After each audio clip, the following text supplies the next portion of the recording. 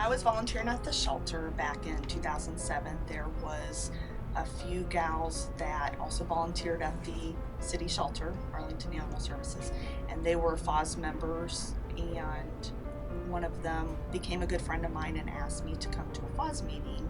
This was in 2008, and I came to one of the meetings and met all the gals and went from there. Joined right away, and it took off. We officially got our 501c3, I believe, at the beginning of 2008. We have all different areas to volunteer in with FOS. We are a very unique group. We're not a regular rescue group, and we don't just volunteer at the shelter. We have different committees that we need volunteer help in. We have marketing, fundraising, communications, which is basically updating our website, and over 12,000 likes on our Facebook page. So we always need Facebook volunteers.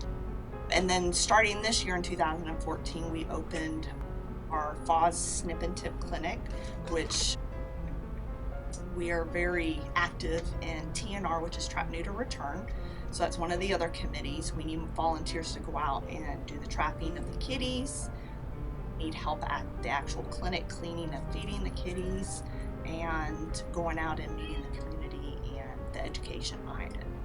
I've been in FOS for almost 3 years now, and TNR was legal last August 2013, so we've been trapping for a little over a year now. There's a TNR team of 5 core members. TNR team is members of FOS, and what we do is we go out and trap the cats. We do it very humanely. We don't leave the traps out overnight. We stay with the traps.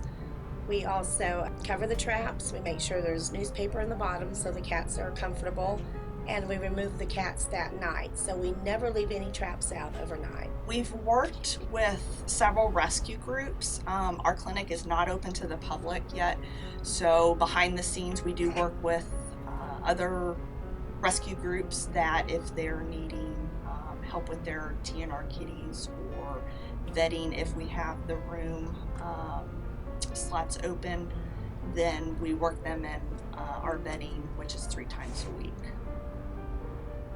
Some of them are Arlington rescue groups, and then we also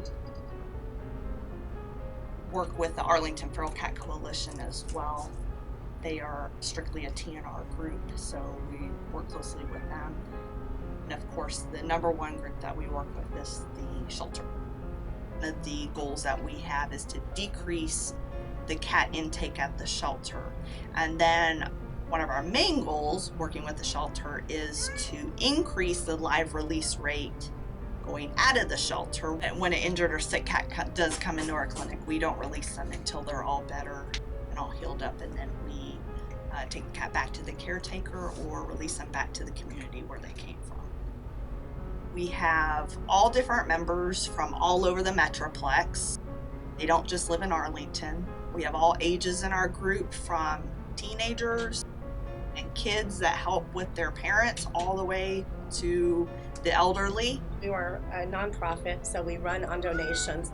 Any kind of donations, whether it's cat food, cat litter, toys, puppy pads, anything we could use. We definitely need donations. What makes our group so unique is there's not one thing that sets us aside from the others. We're not just a rescue group, and we're not just a group that volunteers at the shelter. We do literally a little of everything. I really don't know another group in the Metroplex that does that.